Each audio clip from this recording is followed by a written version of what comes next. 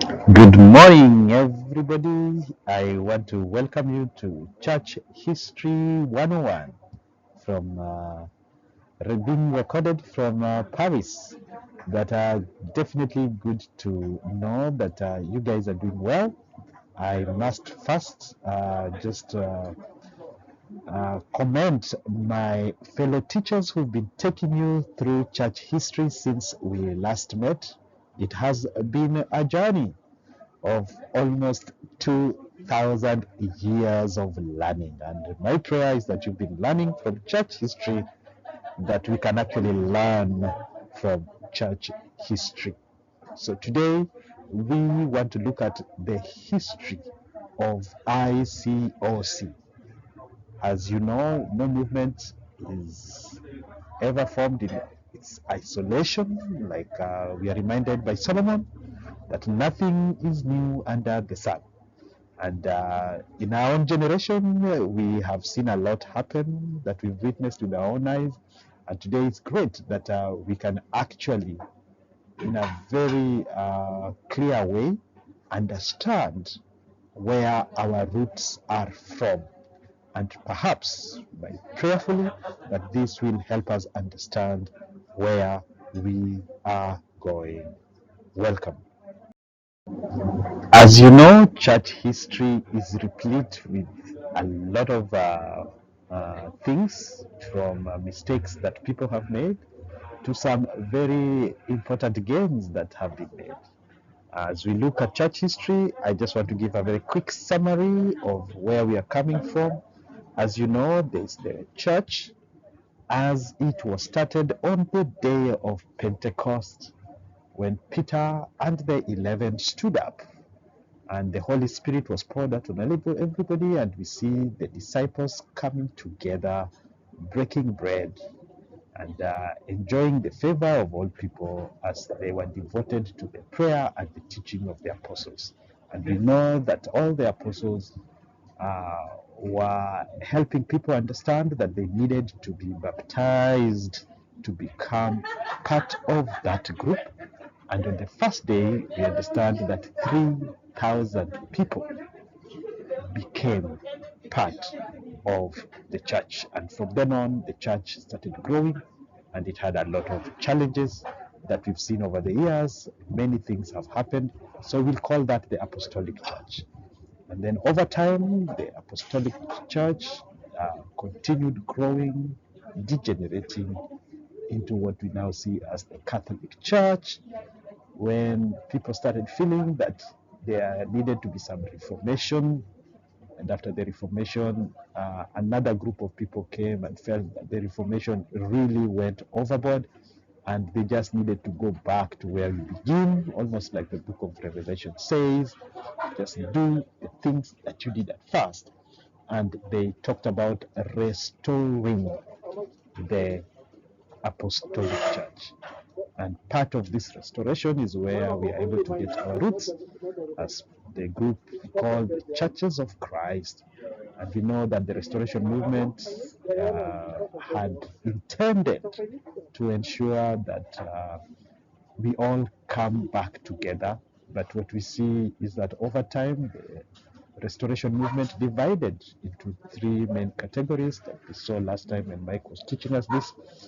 But our main root actually comes from the Church of Christ, and that's where we want to look at when did we come from the Churches of Christ? How did we come from the Church of Christ? What is it that caused us to come from the Church of Christ? Where did we get this name, International Churches of Christ? So fasten your seatbelts and let's go. So what we are going to look at is, let's look at the conditions, the context, the situation that made it possible for the International Churches of Christ to be born. The year is 1960s. Now, I know majority of us were not born then. I was born in the 70s, so even I wasn't born then. But we learned from history that in the US, the situation was quite dire.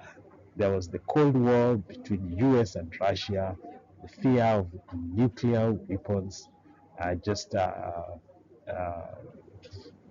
clearing all types of life in the world. That actually, for the first time, because of nuclear weapons, man had the capacity, the ability to actually destroy life. Then we had the age of sexual revolution, when everything passed and people started looking for fulfillment in issues to do with sex, drugs, and drinking. And this was the year of political assassinations and what we call McCarthyism. You know, it was a time when people felt that this world was not bringing or fulfilling the things that they had started. So the people were looking for solutions and were looking for answers in different places. And at this point in time, the Church of Christ was not doing well. Like one of our evangelists said, that at this point, most churches were having 10 baptisms per year per church. And out of those 10 baptisms, that 6 of those baptisms were just family members who are being baptized. And that at this point, after almost 100 years of being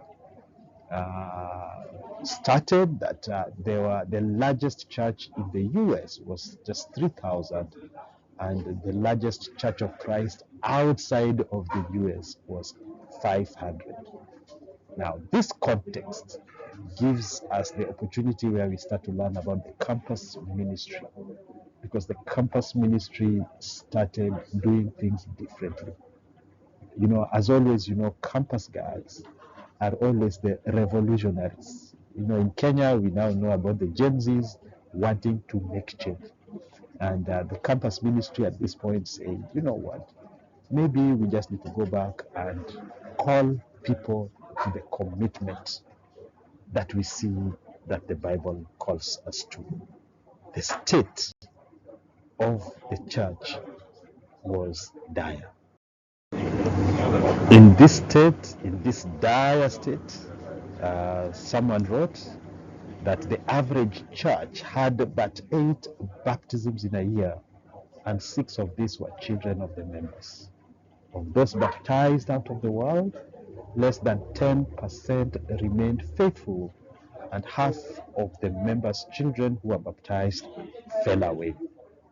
The divorce rate was around 33%, about the same as the world. According to the Institute of Marriage and Family Studies at Abilene Christian College University, alarms were constantly being sounded about the declining numbers of full-time ministers and missionaries. Ruel Limons, in his editorial of February 9, 1982, in the Thumb Foundation, declared that over 8,000 churches of Christ had closed their doors in the previous years. Now you understand. This is the context that helped the campus ministry come up and say, you know what, either we are Christians or not Christians. And the world did seem to have the solutions. So let's look at what exactly happened after this. It is interesting. There was an explosive growth from the Crossroads Church to Boston and then to LA. Now, I've picked out these 3 cities because sometimes when you read these things in books, you are not able to geographically place how different these places were. Gainesville, Florida, where the Crossroads Church was, is where it really all began with Chuck. And then from there Chuck raised Kip, who went to Boston, and now Boston things just blew up, because that's where now Boston planted New York, Boston planted London, Boston planted many other places, Russia, and just all other countries And New York now planted Kenya, New York planted different places. Amazing. And then now Boston moved to LA. And then LA became the epicenter. And the membership grew to almost 10,000, making it a mega church. Now let's look into a little more detail of the Crossroads Church of Christ, which is just another name for the church in Gainesville, Florida, where the discipler of Kip McKean was called Chuck Lucas. So we actually trace our earliest formation to the works by Chuck Lucas. Now, Chuck Lucas did a few things here that to this date we still do. And he started in terms of doctrine, what we call soul talks, what today we'd call Bible talks. But the main thing they were doing is they were saying, let everyone be committed. Commitment means you are serious about your work with God. You study your Bible.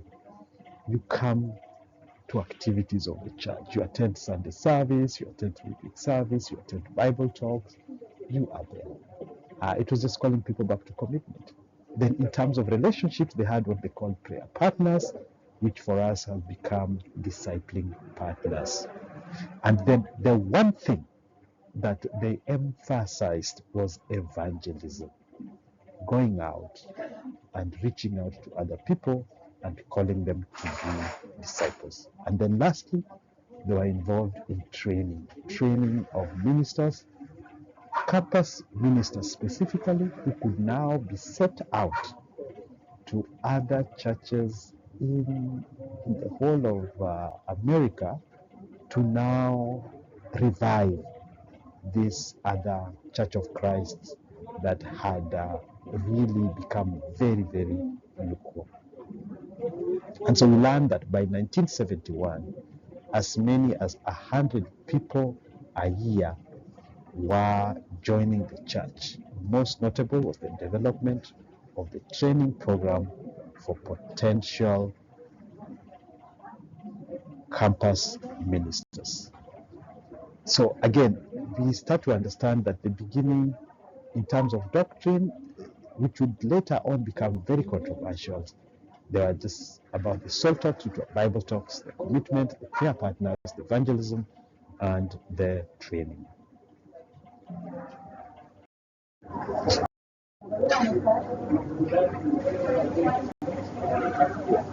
So in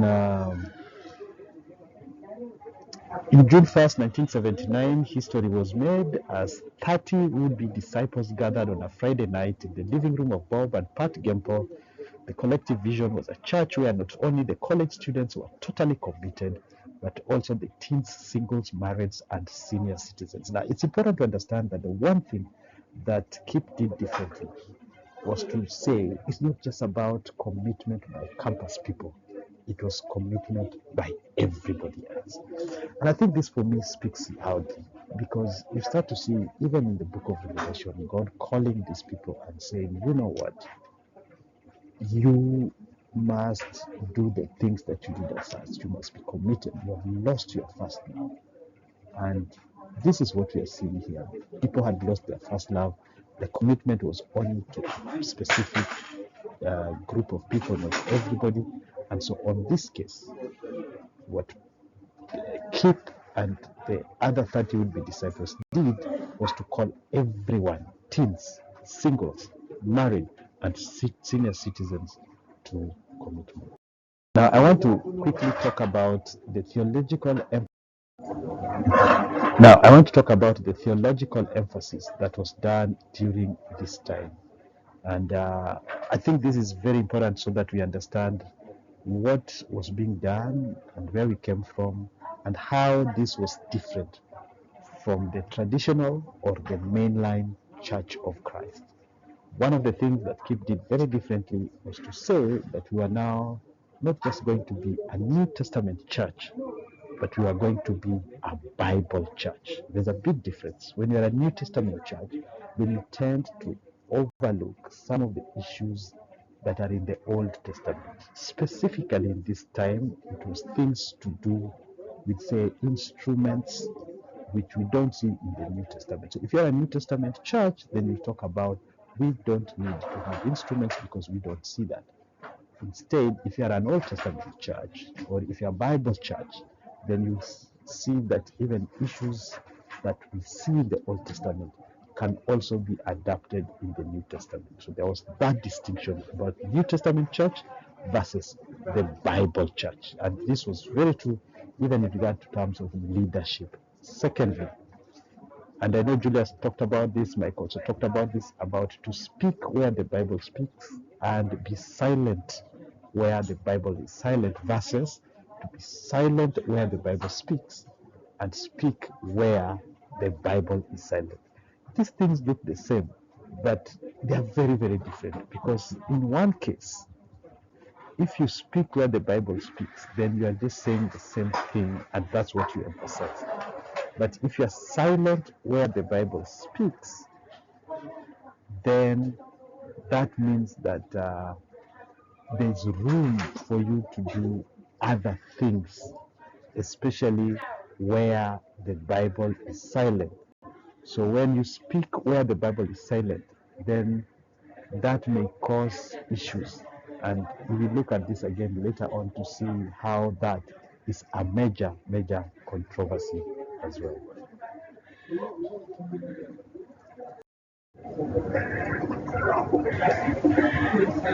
The third issue was the members of the church were called to memorize scriptures, to teach others to become Christians, to be disciples. In fact, the big scripture here was in Acts 11:26 that many of us know, that a disciple is the one who should be called a Christian, and a Christian is the one who should be saved. And I'm sure most of you know this. This was a big thing which a lot of people would not agree with, because some of the people who are also in the traditional Church of Christ were baptized, but they were never disciples.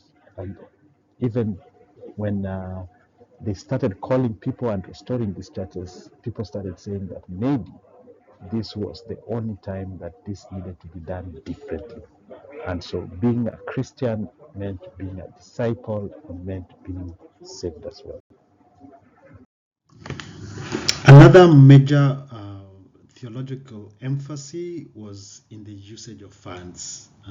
Right from the beginning, I remember when I became a disciple way back in 1990, wow, we were like, no building could contain us. We were growing so fast that whatever building you will build was never big enough. But one of the things, of course, we realized that the church in Boston, immediately they bought our building, it was burnt. And Kip used that to say, oh, perhaps God was telling us that we shouldn't be investing in churches. But one of the things that really stood out is that we were investing in people instead of church buildings. And the argument was that buildings took too much money from the people and slowed the growth of the church. So mostly we would rent places for Sunday meetings, and then we would use our homes for the house churches for midweek service. I remember the first time I came to church service, I was invited to the New Stanley Hotel. I mean, I was just a campus student who had never been to a 5-star hotel, and being invited to a hotel like that for me was already just some landmark. And I remember going there and just having a blast. But of course, over the years we've learned that in terms of finances, it was definitely in the long run better to own rather than continue renting. So that was a major theological emphasis in terms of we did not have to be confined to a church building. Instead, we could meet anywhere, everywhere. But I think one of the things that was good about this is that we were never so much attached to the physical building. We always felt like God could be worshipped anywhere, more or less like John 4, that the prediction that Jesus told the Samaritan woman, that a time is coming, and indeed has come, when true worshippers of God will not need to worship God in Jerusalem, because God is looking for people who will worship him in truth and in spirit. But this was another major difference between the ICO theology and the traditional Church of Christ theology. Very interestingly, that another theological emphasis had to do with discipling partners. In the Crossroads movement, the one another Christianity was more or less a buddy system, and they would call the disciples prayer partners. And actually, to most people's surprise, is that each person actually chose their own buddy to work with. Now, Kip actually shares in one of his messages that this was too casual a way to work with huge numbers of disciples, especially once the numbers started becoming high. So instead, the ICOC theology worked more like very, very formalized discipling partners. And in this, an older or stronger Christian would give direction to each of the younger, weaker ones. They were to be meeting weekly, but have daily contact, like we see in Hebrews 10:24-25, where it says that we should not give up meeting each other as some are in the habit, but we should then encourage one another daily, as long as it is called today. And actually, he adds that obviously the younger discipleship partner also gives input and advice to the stronger disciple, as in any healthy relationship. What I find interesting is that even the spirit of discipling, as was envisioned, is not what actually did take place. We actually developed a very strong hierarchical relationship between the discipler and the person who was being discipled, to a point where the discipler started having a lot of authority over the person. The discipler was always considered more spiritual. The discipler's word were almost not to be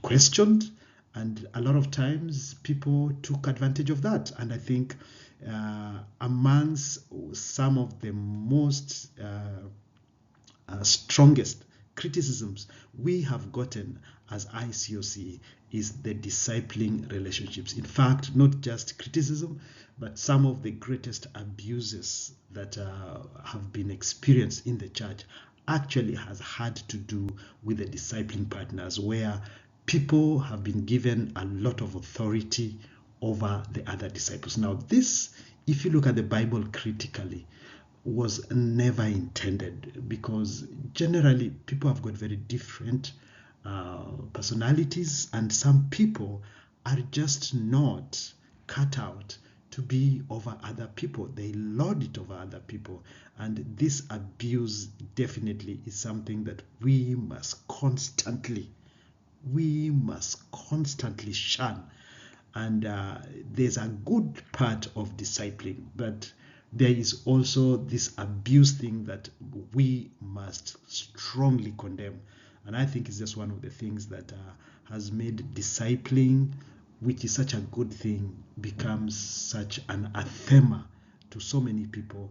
And it's always been thought as this was one of the central points of control, because your discipler could literally tell you whatever to do, and even if you're against it, you more or less feel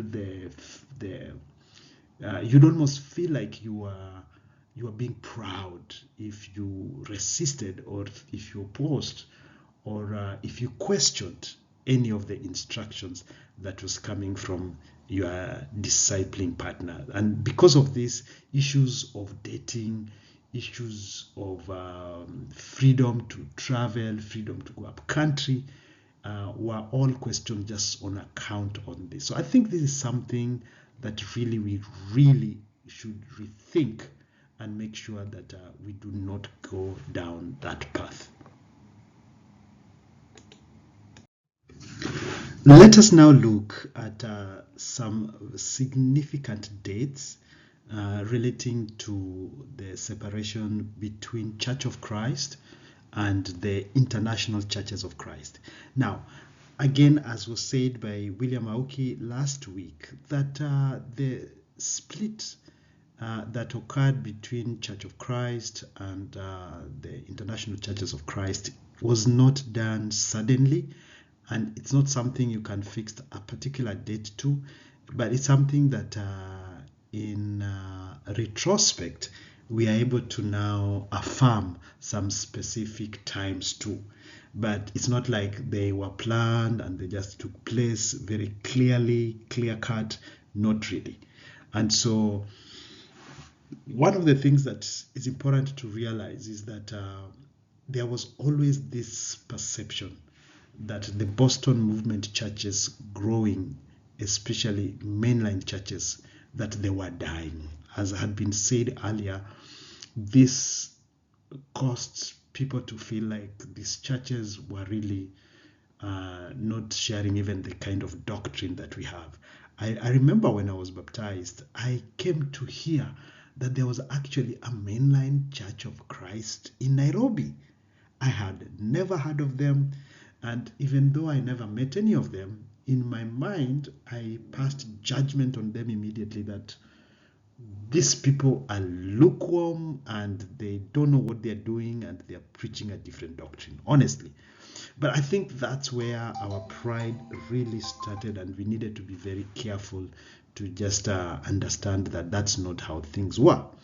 Now, between 1987 and 1988, there was a formal split from Church of Christ, especially in their reports, in their directories, in their bulletins, in their seminars.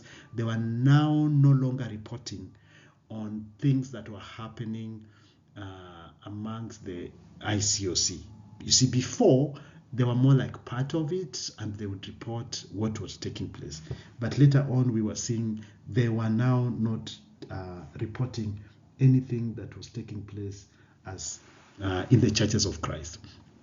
And in 1992, John Wagner at Fuller actually coined the word International Churches of Christ. And I remember even seeing one of the bulletins that says, wow, why not? We could as well pick up on this name, and that name was ratified, and that is how we got the name of International Churches of Christ. Before, we were just part of the Boston movement, part of the Church of Christ, but from 1992, it now became official that we were a different group. Indeed, the mix between the campus evangelists who are being sent out after being trained to the Churches of Christ were more loyal to the group that trained them. They were more loyal to say keep than they were loyal to the elders of the churches they were being sent to. So this separation had already started taking place. But now in 1992, it became official. Now, some of the things that is important, even as we look at these significant dates, is to note that the church, the International Churches of Christ, had some strengths that you could not argue with. Their evangelism was spot on. I mean, I remember being baptized in 1990, and after your baptism, you basically wanted to invite to church anything that had breath or that moved. Actually, we just used to say, if you looked at somebody, you just saw them as potential disciples. We saw them as either lost or as either disciples. So our evangelism was not something you could argue with. There was so much energy, there was so much unity, and there was a lot of accommodation of different people. Honestly, to this date, one of the things I can tell you is that the church was never tribalistic in any way. Our thinking, our relationships, Our dating was just, if somebody was a disciple, that was it. So we were multiracial. And one of these things was quite expressed in the South African churches, where, people who had, you remember, or you know, that in South Africa, the issue about apartheid was a big thing. Yet when the church went there for the first time, we started having disciples from different races hugging each other. The church, the composition of the church was like 50-50, black and white. That was such a big strength, because the Church of Christ has always had a racial problem. There had always been a racial streak, more so in the US, where the black churches were, you'd always find that only blacks were there, and the white churches you only find only the white. And if there was some kind of mix, the disparity was still very loud. And the other things, so our the way we're doing things was very clear. The role of women, the international focus, this was strength that no one could actually argue with. However, our weaknesses were also very clear. There was a lot of legalism. Legalism, because we emphasized statistics to the point where you would want to believe that you were having more people studying with you than you really had. I remember personally where, how would you count someone who's studying the Bible with? For example, if you want to give a number, like, I've been studying the Bible with 10 people, and you studied maybe the last time you met somebody to study the Bible with them was 2 months ago. Would you drop him as somebody who is studying the Bible, or would you still continue counting him as somebody who's studying the Bible? Now you start to see why these gray areas also became difficult, and areas of conscience, where I could easily say I have 10 studies, but in my mind, probably that week I could have just studied with 2 people, but the previous week I probably had studied with another 5 people, different ones, and so I could count them, and you could count them up to when? Maybe a year ago.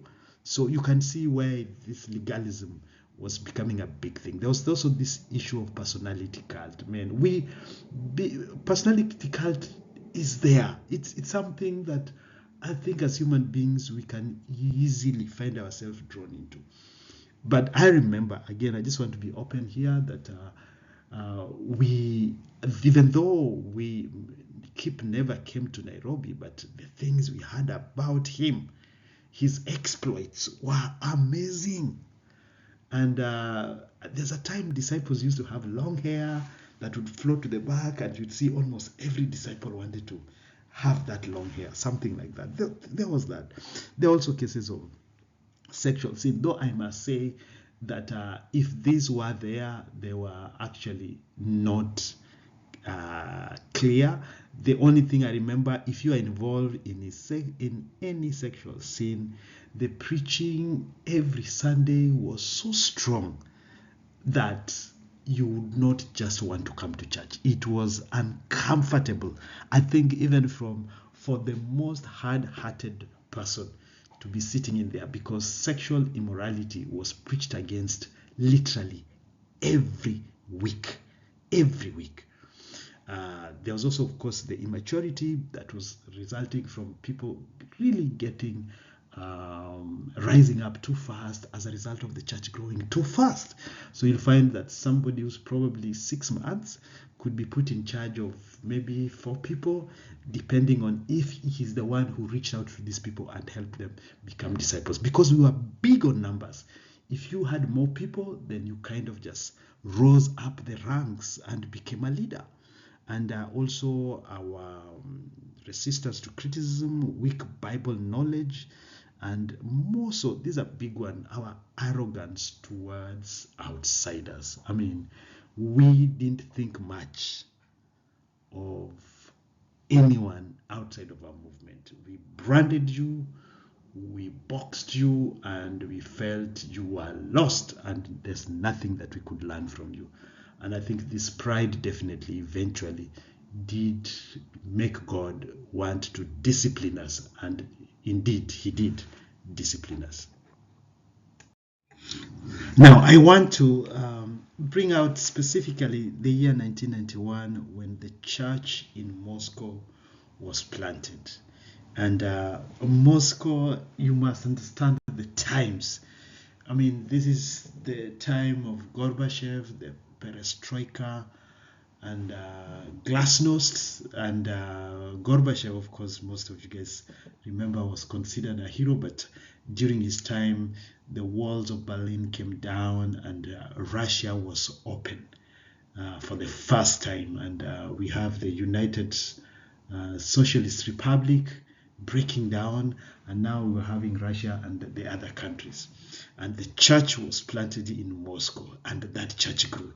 In fact, Moscow, a modern day Rome, astonishingly, the Moscow Church of Christ, sent out from Los Angeles and heroically led by the Flemings, has become the fastest growing church planting in the history of our movement to date. God has grown the Moscow Church from 15 disciples to nearly 800 every Sunday morning in only 8 months. I mean, we were hearing how people were becoming evangelists after 2 years, after a year and so. I mean, this was like, we were inspired.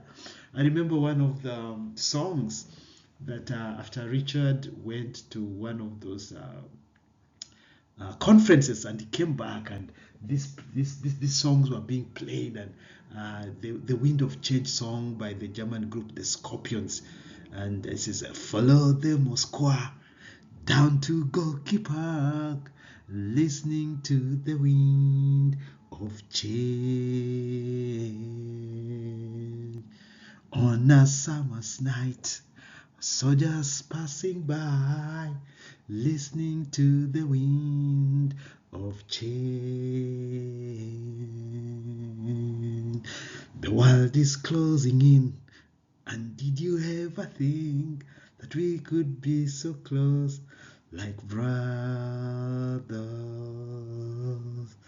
I mean, it was, I still remember that song. I mean, it haunts me, but it was a revolutionary song. And, you know, we were able to use that to just really bring out how things were changing. I mean, like keep saying, the blowing with the wind of change, was amazing. I mean, it had brought many things, and the winds were blowing change across the world. I just wanted you to remember that.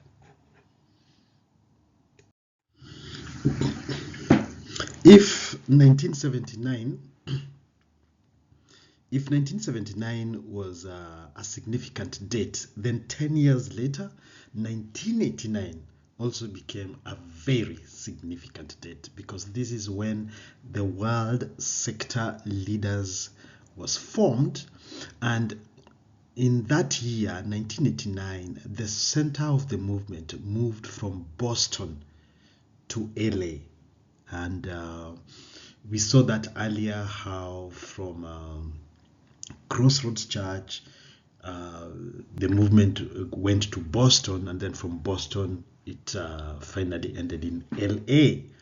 And in LA, for the first time, we are going to have what's called a super church, where the churches were supposed to be modeled under the characteristic of the super church.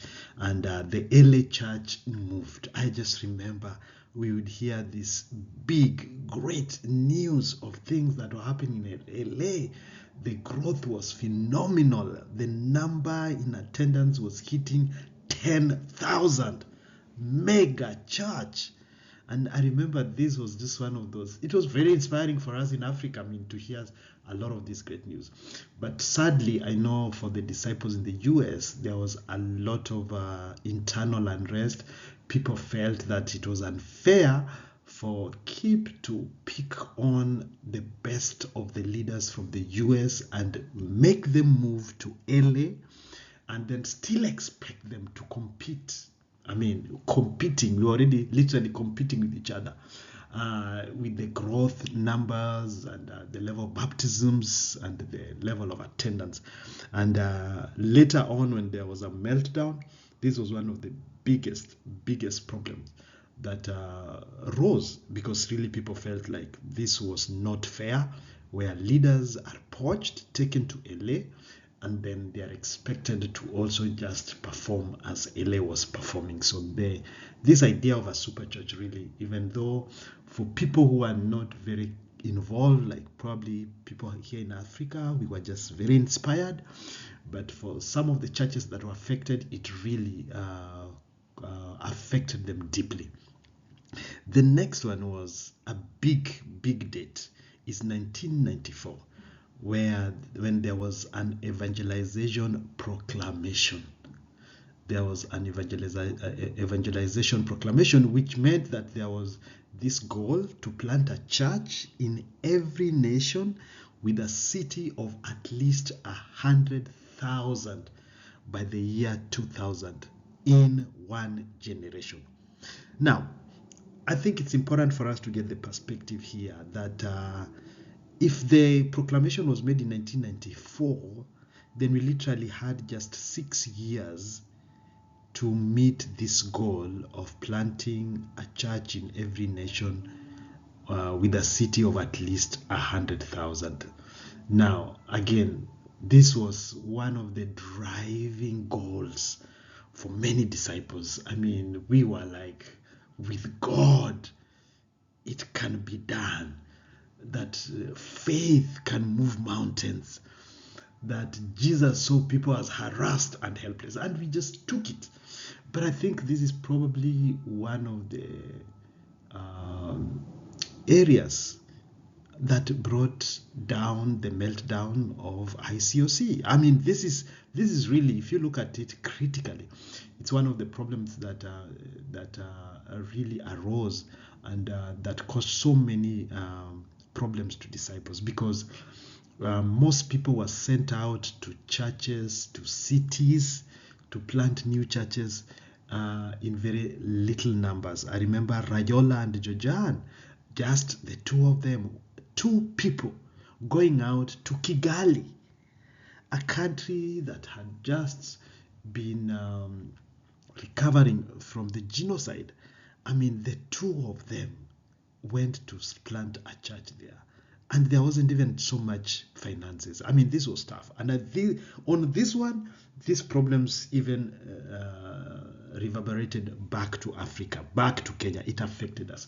And the result of that is that there was just not enough people to work with others, to grow these churches, to disciple these churches. People were strained. In other cases, some disciples had to start growing too fast to disciple others, and this actually could not work. Really, in retrospect, most people have said that this proclamation did us more harm than good, and even the concept of one generation really was stretched. I mean, a generation is what, 30 years? Now we wanted to do it in 6 years, and even if you took it in our generation, then this generation has definitely gone over and over and over. I mean, most disciples by this time later on were already over 30 years as disciples. And so anyway, it's just something to note that 1994, with the proclamation of the evangelization, this did affect our churches globally tremendously in a negative way. And then in the year 2000, there was the Jubilee, and we were literally celebrating the achievement of the goal. And you can almost feel that a lot of these numbers were sewed up to bring out the idea that we had succeeded. And I don't know what we were competing with or against, but we had these planted churches in 170 nations, when If you look, there were probably 159. We had 42 churches with attendance of 1,000. We had 15 churches with attendance over 3,000. And we had 7 with attendance of 5,000 plus. I think one of the things that you can see at this point was really beginning to affect the international churches of Christ was our obsession with numbers. Now, numbers, of course, like we've said, have a place, they are good. But I think when you cross a certain line where your judgment on everything must do with numbers, and the numbers usually tend to be very limited either to attendance or to numbers of baptism, then we lose something. Because funnily, these numbers were never emphasized for maturity, mature disciples. It was never emphasized for the number of leaders that somebody has grown. It was never emphasized for the number of elders that somebody had raised up, or the number of Bible talk leaders. It was just numbers to do with attendance, numbers to do with churches, numbers to do with baptisms. And I think this fed our ego and our pride. And really by 2000 already, majority of the disciples were starting or showing signs of fatigue, and the growth of numbers were not as they were before. I remember in Nairobi, for example, we used to have a goal in way back in 1998, 1997, 98, when we were meeting at the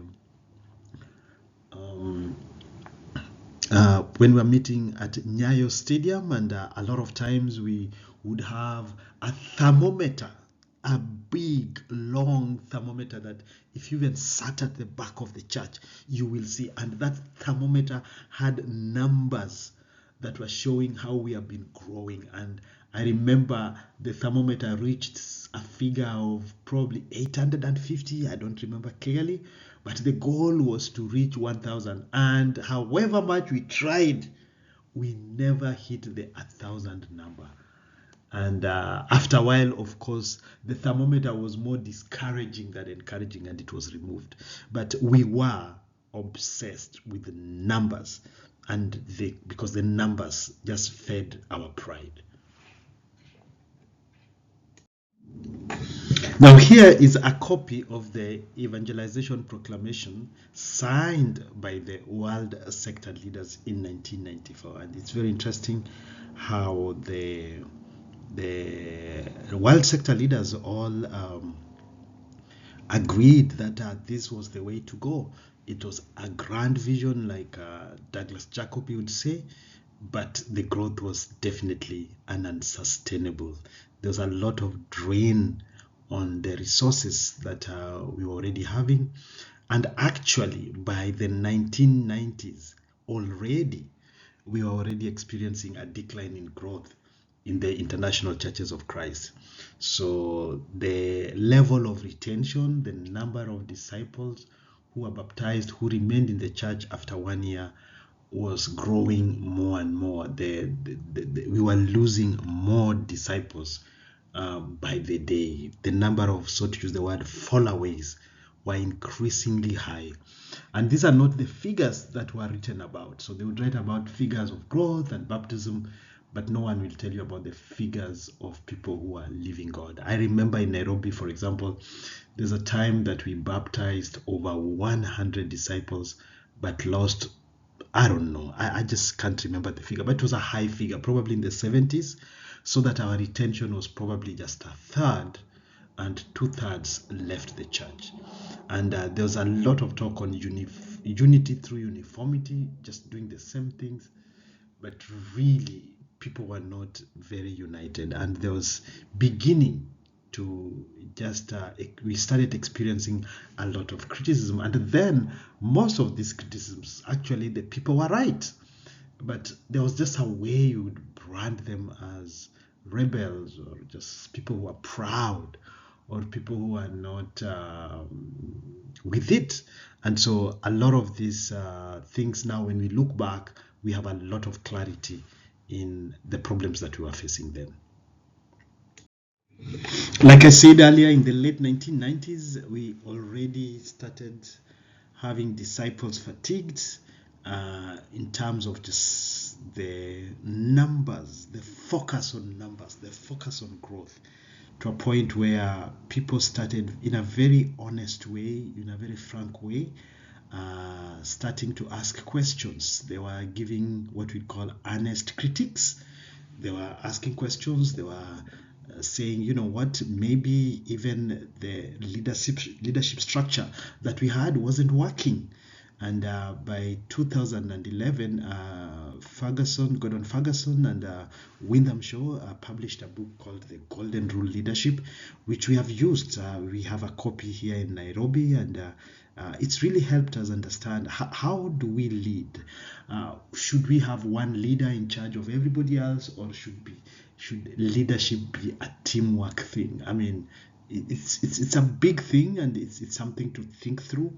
I don't even think we've solved it to date, but these are questions that were very genuine, and they were being asked. When we looked at the New Testament model of leadership, was it one person, one man, or was it group where we have a team of leaders or a group of elders, or was it just one person over the other? And during this period in 2001, Kip McKean entered into what we call a sabbatical. And this sabbatical basically was a big thing, because even later on, when we talk about it, was how his daughter stopped coming to church. She left God. She fell away. And you need to get a bit of a context that a lot of us, for me personally, and I'm sure with the rest of us who are there, there was this aura around Kip and his family.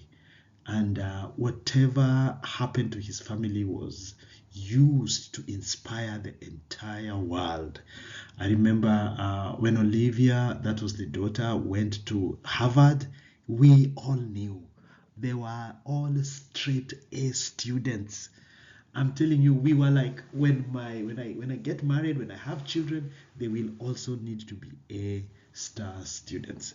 And definitely, you can only imagine the kind of pressure and weight that put on young Olivia. And of course, when she went to Harvard, a lot of things changed. And when she stopped coming to church, then a lot of people started asking and questioning Kip's own capacity and love to deal with his family. And when he took the sabbatical, it was actually said it was on account that he needed to focus more on his family. And when Kip took that sabbatical, then the Boston Church of Christ issues an apology. And this apology is something that I would want you to read. It's actually very powerful, because it brings out in a very humble way some of the concerns the leaders had in terms of what they had done wrong. And the apology for me is so biblical. I mean, it is so hard. It's so hard. You feel it in your heart, because you can relate. I mean, them talking about, we have focused on numbers than we ought to. We have been proud and we've not been open to input. They talk about just not growing in their ability to provide, more so in terms of biblical knowledge and just biblical conviction. It's amazing. I think it's something to read. You can actually find it in Discipleship Today, and it's one of the apologies in the archives. It's actually available online. It's something I really want you to read and to just absorb as well. Then McKean actually resigns. And then in 2002, the world sectors, most of them, they lose their influence. Then comes what we call the Henry Crete letter. and it was released. And things changed. After this, so much happened. Actually, ICOC will never be the same again after the letter. Now, Henry Creed used to come to Nairobi many times, and he was one of those fiery preachers. He would preach and the whole church would cry. I mean, this guy was so passionate, so passionate. And then he writes this letter, Honest to God, where he just lays on the table some of the things that the church had been doing that were not right. He talked about it. And after this, many churches issued apologies, just saying they are sorry for this and this. Many full-time staff left. There were open forums where people just discussed what was going on. There were town hall meetings. I know in Nairobi, we didn't really feel the impact of Henry Creed's letter because I think first we had gone through some kind of changes and criticisms almost 2 years earlier when several disciples left the church and were very unhappy with some of the things that were being done. And so in a sense, we felt that we probably had gone through it, but there was also the feeling that a lot of the things that were being discussed in terms of authoritarian leadership was not so much the same case with us here, which yes, to some extent that was the case, but there were some of these things that really were across the board. It was not just limited to the churches in the US. And so Henry Creed's letter really resulted in so many things. In fact, we don't have the figures, but they say that a majority of ICOC staff would lose their jobs. I think in Nairobi, again, I don't have the exact figures, but because of that, the support went down and nearly more than half of our staff members had to leave.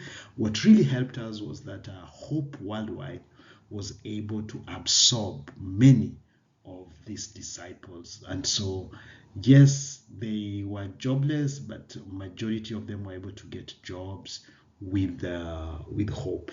And to date, most of these guys are still there. And we thank God for that. It was really a soft landing for many staff, people who were on staff. And actually, it's put that 40,000 members worldwide walked away, which was probably a 30% drop in our membership.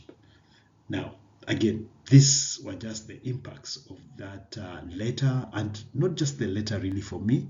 It was just a lot of things that were already beginning to happen, the questioning in regard to what was going on, and Kip McKean's going to sabbatical, lack of the leadership there at the top. So these were really tough times, and we actually did feel and still feel that God's hand was heavy on us, and he was disciplining us, and he was humbling us. Allow me now to borrow from a teaching or a class done by Doug Jacoby on some of the critiques of the doctrines of ICOC. And definitely, like we've talked about, there are some positive ones, but also there are some definitely unhealthy ones that need to be looked into. Of course, one of our positive things is the commitment. We've always emphasized, be hot, be a disciple, deny yourself. We've taught this and we continue teaching this. It's a positive thing. We've always emphasized evangelism, innovation, finding different ways of just reaching people, diversity. We are the most diverse, most unifying in terms of racial, in terms of tribal groups anywhere across the world. You can't take away that from us. The vision that we had in terms of just impacting the entire world, the financial sacrifice that have been made over the years by different disciples, and the compassion for the poor that we've done, working with hope, helping other people everywhere. Really outstanding. But also, definitely, there are some unhealthy doctrines that we have continued to, that require rethought, relooking into. More so, top on that list is the 1-over-1 controlling discipling. The neophytes into leaderships, where the young disciples are made to lead people without much preparation. That definitely has hurt a lot of people, even though it's been done without any ill motive. But in the end, sometimes with your best intentions, you can still really hurt people. And eldership and other forms of leadership as we see them in the church has never found much emphasis in our leadership structure. And I think I remember Mike Tolliver, the last time, or probably the second last time he came to Nairobi, shared when some disciple asked him, what would you do differently? And he said, if I had another chance to lead Nairobi, what I would do differently is to ensure that we raise up leaders at every level. I think we've always concentrated on focusing on every leader being an evangelist. So we've always felt like the leader of the church should be an evangelist, while when we look at scripture, it's about the elders. So to date, like Nairobi Christian Church, 32 years down the line, and we only have 2 elders. That requires change, because the model we see in the New Testament is very, very different. The emphasis is on shepherding, and shepherding done at the local level. This is a big one.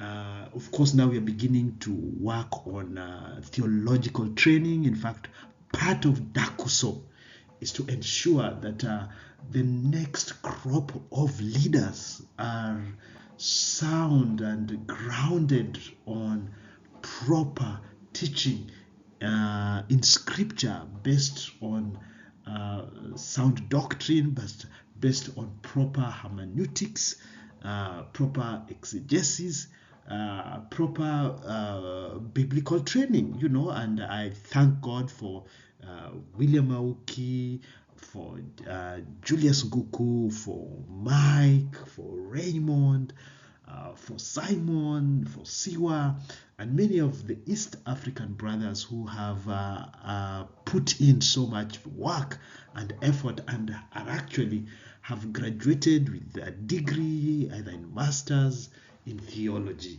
We don't take it for granted. We salute you, brothers, and please continue inspiring us truly in a great way as we pass on these teachings to the next crop of leaders. Also, the One True Church, where we talk of God's modern day movement, is something to really think about, because we've always said that we are the only church teaching the truth, and that is very prideful, because it is what we know, but it's probably not what is, because there's that knowledge that only God has. And I think we've always packaged this in a way that show me who these other disciples really are. Now, the fact that we don't know where they are doesn't mean that we know absolutely. And I think we always should have that humility of saying, you know what, let's leave that to God. Let's do our part. As human beings, our limitations are so clear that we never can really know who God or what God knows. and issues of tithing. And I think this tithing thing should also really come to the forefront. I remember in the past 2 months or so, I spent almost a whole 4 weeks teaching on tithing, that is not really tithing, but giving that is non-coercive, that is cheerfully done, that is meeting needs. And I honestly pray that we'll be able to put most of these classes together so that we can undo any damage that we've done before, where we may not use the words, but where there's a lot of coercion in terms of wanting people to give to the church. And we know that God loves a cheerful giver. And then lastly, the most unhealthy thing, I think, has always been the pressure to evangelize the world in one generation, putting in too much strain on the church and its resources. Lastly, it's important to note that some of the areas that we flat out need to repent on, and in some areas we need some restoration, are issues on abusive practices like verbal, physical, sexual leadership that have damaged us worldwide. And this is something to really repent of, where there has been cases of verbal or physical abuse, or people have been damaged in really any way. I think one of the things that I am learning, and that we all just need to learn, is to learn with how to deal with the weak. I think we have been brought up where people are supposed to be strong all the time, and that is just not practical. Yes, we will falter, but I think so many times we do not know how to deal with a weak brother, with a weak sister. We judge them, we condemn them, and we threaten them. And I think honestly, we all at some point in our lives just require God's grace. We require the gentleness that Isaiah speaks of Jesus, how a broken reed, a bruised reed he will not break, or a wicking mold he will not snuff out, something like that. But just the gentleness of Christ, amazing. I think we need to work on that and repent and change from our harshness. I remember partly when Kip was talking of how he was trying to repent after he went on sabbatical. He says that God handed him over to disciples who are harsher than him, and they treated him strongly so that he could learn how to be gentle. Secondly, you can imagine that a majority of people who have been baptized, it's thought, again, this is not an absolute statistic, but it's said that somebody did some numbers and said that in our history we've probably baptized 450,000 people, and out of that number 300,000 have walked away. So in a sense, we are saying 2/3 of all people who have ever been baptized are no longer with us or fellowshipping with us. But sometimes when I look at pictures, you kind of have a feel that these numbers are right. You look at one of those pictures that we took probably in 1990, and you'll see that 2/3 of those members are not there, and probably only 1/3 are there. But of course, that will also depend on the kind of picture you're looking at. And I think a big one also is our disrespect that we've shown to other Christian groups, specifically the churches of Christ. I think we have never really understood how they felt, how they've been feeling condemned, but also just really how we've treated them. I think we need to look into that more critically. And of course, there could have been ways to deal with the lukewarmness that they had, but we always felt like, oh, new wine skins, it was never going to work. But it's funny how I can never condone somebody leaving our movement or leaving church right now to go to another church saying that new wine must be poured into new wineskins. I would say, why don't you just remain with us and help us out, because we are a family. And so I really pray that we will be a repentant church, because there are things, honestly, just being human, we must learn to see and hear our detractors and our critics and just change for the glory of God. Let's look into the plantings in East Africa. Our East African Churches of Christ started with the planting of Nairobi Church in 1989, and to date that would make it 35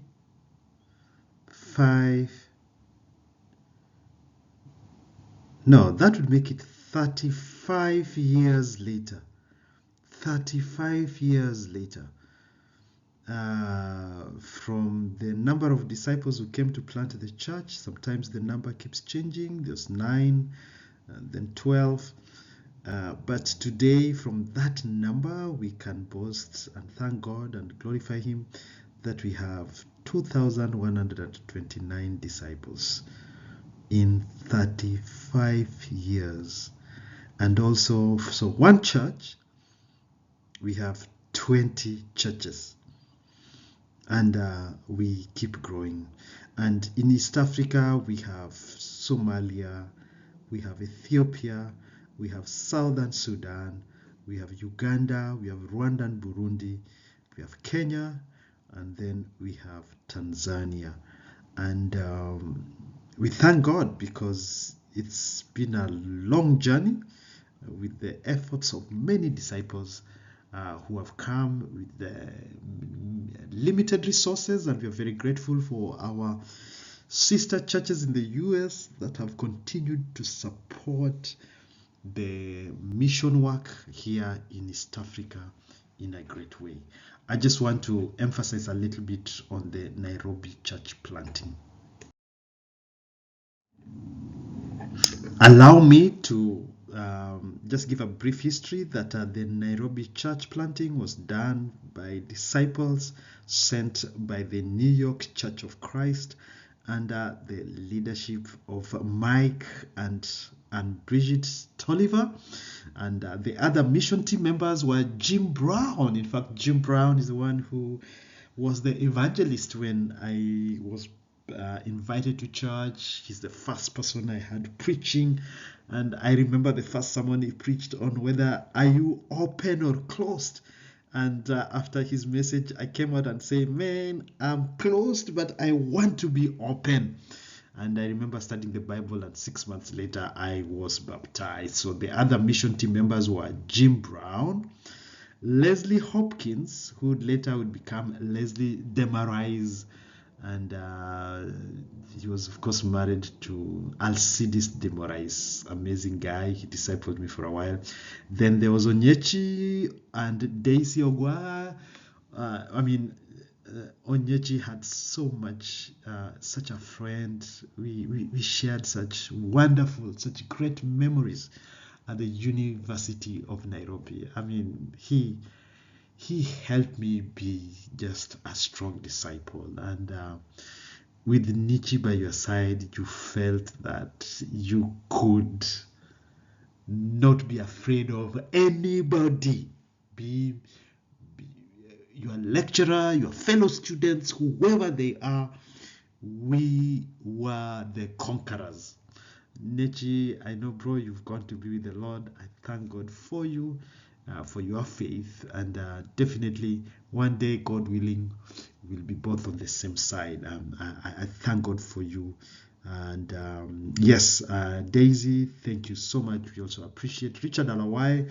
You were just here the other day. It's amazing how you've again also just continued to impact us. I mean, Alcides, you are my first discipler when I made the decision to be a disciple. It's amazing. Rayolo Sanya, I mean, amazing brother, one of our G3 members. We did amazing things together. Stacy Clark, I just remember Stacy. I mean, those days, amazing. Carol James, Philomena Arende, Christina Torres, Diane DeVries, Peggy, Frank and Michelle Davis, Tom and Laurie Ziegler. Tom, you know you're the one who studied the Bible with me. Thank you so much, bro. You always inspire me. Your life, your gentleness, your family, and you have been such a pillar to me. I'm so grateful. So this was great, and of course Onyechi and Jim Brown were on staff, and the rest of the brothers had jobs to support them. I've not seen there Bob Steer. I don't know. Yeah, Bob Steer, maybe he came later, but yeah, Bob Steer was very instrumental in working with us and helping us. So Rayola, he had left university studies and finished and came here, registered at the University of Nairobi. And because he was of Kenyan origin, he was supposed to be the guide for the team. A big team, a very diverse team, and an amazing team. Thank you guys. You did amazing job. Yeah, but yeah, the Nairobi church planting, great. There's so much. Rayola has written a book that you can read on just his being here, how he started, what he's done. It's amazing, and I think it's something. It's a book to consider and read. It will really definitely help. Finally, you can see how from the church in Nairobi has been able to plant many other churches directly, and then 2 of the churches have also been planted by Kampala Church, from Kampala to Luweero, and also Nairobi has majorly been the one that has been planting most of the churches, and it's amazing that we've actually planted churches all over. So thank you, Nairobi. Thank you, guys. I have another video that's showing exactly the years and the days and the people who planted the different churches in East Africa, and God willing, I can be able to share with you these church plantings in our next video. Thank you very much, and God bless. Have a great time.